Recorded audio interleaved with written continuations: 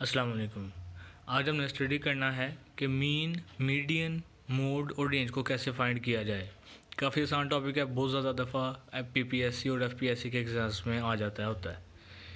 तो पहले हम देख लेते हैं कि मीन कैसे फाइंड किया जाए। पहली बात तो एक याद रखने की सिंपल सी ये है कि जो आमतौर पे एवरेज हम लेते हैं उसी को हम मीन कह लेते होते हैं।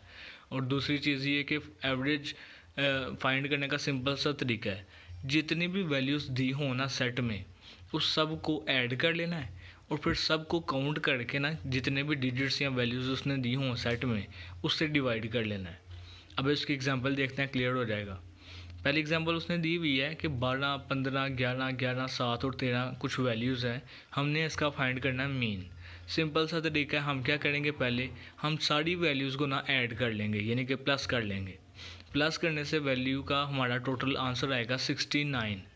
अब हम क्या करेंगे, हम ना सारी वैल्यूज़ जो सेट में दी होती हैं उसको काउंट कर लेंगे। जब हम काउंट करेंगे ना तो ये 6 वैल्यूज़ बनती हैं। आप ऊपर देखें ना, काउंट करने 6 वैल्यूज़ बनती हैं। हम क्या करेंगे, 69 से इसको डिवाइड कर देंगे तो ये हमारे पास वैल्यू आ जाएगी 11.5। और ये जो 11.5 है इसी को मीन कहा जाता है। सिंपल सा तरीका था मीन फाइंड करने का। एक और एग्जांपल जो है ना हम देखते हैं, ये वाली।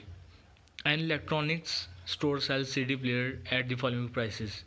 असल में ना उसने कहा है कि एक इलेक्ट्रॉनिक्स स्टोर है, वहाँ पे एक बंदा जो है ना वो रोज़ सीडियाँ बेचता है। कभी वो 350 की बेच देता है, कभी वो 275 की, कभी 500 की, मुख्तलिफ़ कीमत पे ना वो जो है ना CD प्लेयर्स को बेचता है, सीडियाँ जो होती हैं।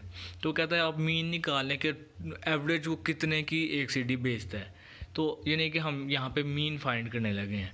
तो हम क्या करेंगे, हम सारी वैल्यूज़ को लिख लेंगे और सबको प्लस कर देंगे। जब हम प्लस करेंगे तो आएगा आंसर 2225। पहले हमने प्लस कर लिया, अब ना इसको काउंट कर लें ज़रा। ये सारी वैल्यूज़ जब हम काउंट करेंगे ना तो 7 वैल्यूज़ हैं ये वाली। अब सिंपली हम क्या करेंगे, मीन फाइंड करने के लिए हम 2225 को 7 से डिवाइड कर लेंगे तो हमारे पास आंसर आएगा 317.86 या 317.86। ये हमारे पास वैल्यू आ जाएगी मीन की। इसी को हम एवरेज भी कहते हैं, एवरेज प्राइस। अब हम देखते हैं कि मीडियन क्या होता है। मीडियन फाइंड करने का सिंपल तरीका है, ये भी आसान सी चीज़ है। हम मीडियन फाइंड करने के लिए क्या करते हैं, यहाँ पे ना एक सेट दिया हुआ है जिसमें 12, 15, 11, 11, 7 और 13 वही पहली वैल्यूज़ हैं। अब इसका ना मीडियन फाइंड करना है। मीडियन फाइंड करने का सबसे पहला स्टेप ये होता है कि आप उसको ना अरेंज कर लें किसी ऑर्डर में, यानी कि यहाँ तो उसको असेंडिंग ऑर्डर में या डिसेंडिंग ऑर्डर में लिख लें। किसी भी तरीके से किया जा सकता है। आप ऐसा करें कि छोटे से बड़े की तरफ ना सारी वैल्यूज़ को ना अरेंज कर लें, जिसे हम असेंडिंग ऑर्डर कहते हैं, छोटे से बड़े की तरफ। तो आप देखें 7, 11, 11, 12, 13, 15, यानी कि अरेंज कर लिया। 7 छोटा है सबसे, फिर उससे बड़ा 11, फिर 11, फिर उससे बड़ा 12, फिर उससे बड़ा 13, उससे बड़ा 15। उसको हमने ना अरेंज कर लिया सबको। क्या फ़ाइंड करने के लिए, मीडियन फाइंड करने के लिए। अब हम क्या करेंगे, हम देखेंगे कि ये सारे सेट में सारी वैल्यूज़ में सेंटर में कोई वैल्यू आती है। अब देखें ज़रा, यहाँ पे ना हमने सर्कल कर दिया। सेंटर में क्या वैल्यू आ रही हैं, 2 वैल्यूज़ आ रही हैं, एक नहीं आ रही बल्कि 2 आ रही हैं। आप देखिए 11 और 12 को ना सर्कल किया हुआ है, उसके राइट साइड पे भी 2 वैल्यूज़ हैं और लेफ़्ट साइड पे भी 2 वैल्यूज़ हैं। अब मीडियन फाइंड करने का सिंपल यही तरीका होता है कि आप चेक करें कि सेंटर में एक वैल्यू आती है या 2 वैल्यूज़ आती हैं। यहाँ पे देखें 2 वैल्यूज़ आई हैं। अब 2 वैल्यूज़ वाले के लिए आप ये करेंगे, इन 2 वैल्यूज़ को ना आप ऐड कर लेंगे, प्लस कर लेंगे और फिर आप ना इसको 2 से डिवाइड कर लेंगे। यहाँ पे नीचे प्लस करने से 2 वैल्यूज़ को, यानी कि 11 और 12 को प्लस करने से आ जाएगा 23 और फिर 23 को आप 2 से डिवाइड कर लेंगे तो वैल्यू आएगी 11.5। इसी को मीडियन कहा जाता है। यही मीडियन फाइंड करने का तरीका है। अब ये एक और एग्जांपल है। इस एग्जांपल में देखें, वही वाली एग्जांपल है, पहले हमने इसको डिस्कस किया, लेकिन अब हमने फाइंड करना है मीडियन। मीडियन फाइंड करने का क्या तरीका है, जैसा कि हमने पहले पढ़ा है कि जितनी भी वैल्यूज़ होती हैं उसको छोटे से बड़े की तरफ हम अरेंज कर लेते हैं, या बड़े से छोटे की तरफ भी किया जा सकता है। हमने यहाँ पे छोटे से बड़े की तरफ सारी वैल्यूज़ को अरेंज कर लिया है। अब अरेंज करके हम देखते हैं कि सेंटर में वैल्यू कौन सी आती है। आप देखें सेंटर में यहाँ पर वैल्यू आ रही है 325। सेंटर में कैसे है, क्योंकि इसके राइट साइड पे भी 3 वैल्यूज़ हैं और लेफ़्ट साइड पे भी 3 ही वैल्यूज़ हैं। इसका मतलब है सेंटर में क्या है 325, इसी को हम कहते हैं मीडियन।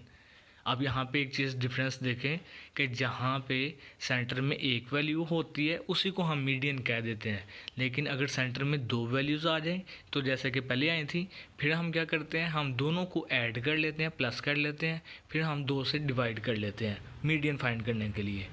अब हमने फाइंड करना है मोड। मोड कैसे फाइंड किया जाए, यहाँ पे बल्कि उसने लिखा भी हुआ है, mode is the number that occurs the most. Mode एक ऐसा नंबर होता है जो सबसे ज़्यादा दफ़ा आए किसी भी सेट में। अब यहाँ पे देखें 12, 15, 11, 11, 7 और 13 वैल्यूज़ लिखी हुई हैं। अब देखें कि कौन सी वैल्यू है या कौन सा नंबर है जो सबसे ज़्यादा रिपीट हो रहा है। तो 11 2 दफ़ा आया, तो यहाँ सिंपल सी बात है कि 11 को ही हम मोड कहेंगे। ये मोड फाइंड करने का तरीका है।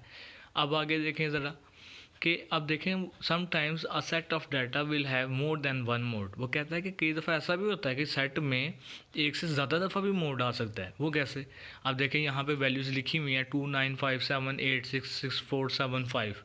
यहाँ पे देखें कि 2 वैल्यूज़ हैं, 7 है वो भी 2 दफ़ा आया 2 दफ़ा है, और अब देखें 5 भी 2 दफ़ा है। यहाँ पे मैंने हाईलाइट किया इसको येलो कलर से, तो 2 डिजिट्स ऐसे हैं जो 2 दफ़ा आ गए हैं, यानी कि रिपीट हुए हैं।